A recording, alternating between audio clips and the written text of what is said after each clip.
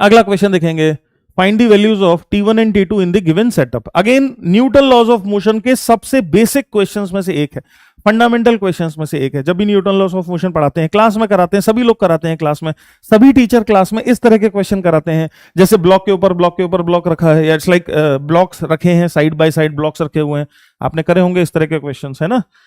एक ब्लॉक ये रखा है, एक ब्लॉक ये रखा है, फिर एक ब्लॉक ये रखा है, इधर से फोर्स लगाया, फिर आपसे पूछा कि इन दोनों के बीच कांटेक्ट फोर्स क्या होगा, इन दोनों के बीच कांटेक्ट फोर्स क्या होगा। सिमिलर स्टोरी है, और ऐसे ही मैंने थ्रेड से जोड़ दिया, ये आइडेंटिकल सिचुएशन है ना, identical situation.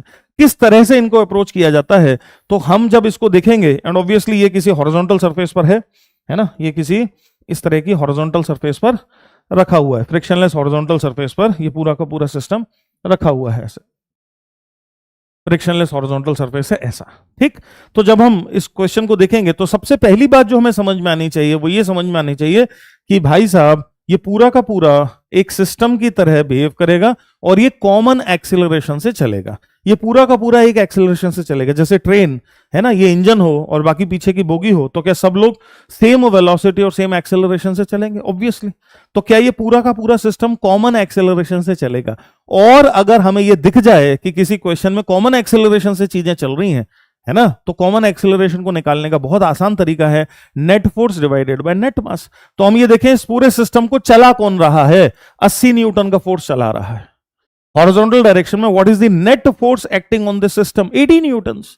80 Newton's. What is the net force acting on this system? 80 Newton. What is the total mass of this system? 3 2 5 और 5 10 10 kg, है ना। हेंस ये पूरा का पूरा सिस्टम जिस एक्सेलरेशन से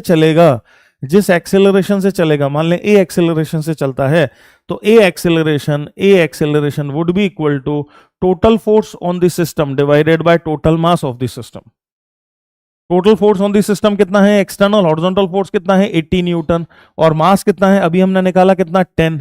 hence acceleration 8 metre per second square आ गया। 8 मीटर पर सेकेंड स्क्वायर आ गया, ठीक। Acceleration 8 metre per second square आ गया।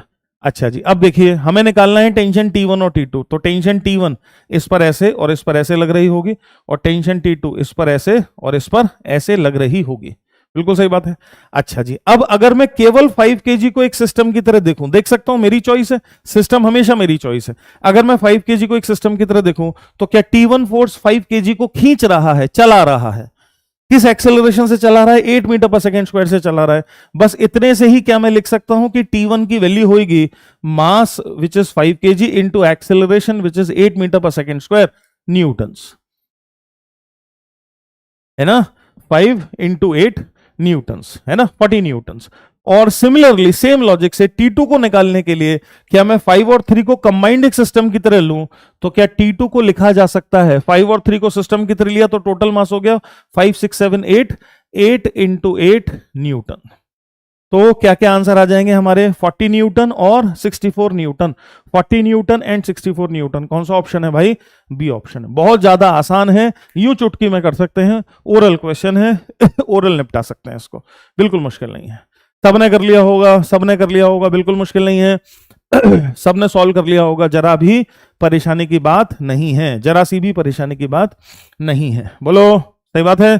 ऐसा है, मैं चाहता तो इस क्वेश्चन को बिना एक्सेलरेशन निकाले भी देख सकता था। कैसे देख सकता था? ऐसे देख सकता था। मान लेते अगर मैं एक्सेलरेशन निकालता ही नहीं तो मैं 2 इक्वेशन लिख सकता था। T1 की वैल्यू है 5 इंटू ए और T2 की वैल्यू है 8 into A. So T2 by T1 का जो रेशो होगा वो 8/5 का होगा। और ये चेक कर लेता है इनमें से कौन सा रेशो 8/5 का आ रहा है, उससे भी हो जाता क्वेश्चन, उससे भी हो जाता है। ऐसा भी कर सकते हैं हम। एक्सेलरेशन ए निकालने की कोई जरूरत ही नहीं है, हम केवल T1 और T2 के रेशो को देख लेते किस में रेशो ठीक बैठ रहा है, और अगर हमारी किस्मत अच्छी है तो हमें सॉल्व करने की जरूरत है, हम ऐसे ही टिक कर पाएंगे। समझ में आ रही है बात? ऐसा भी किया जा सकता है, जरूरत नहीं है, जरूरी नहीं है कि हम रूटीन मेथड्स को ही फॉलो करें, हम ऐसे फटाफट भी निपटा सकते हैं।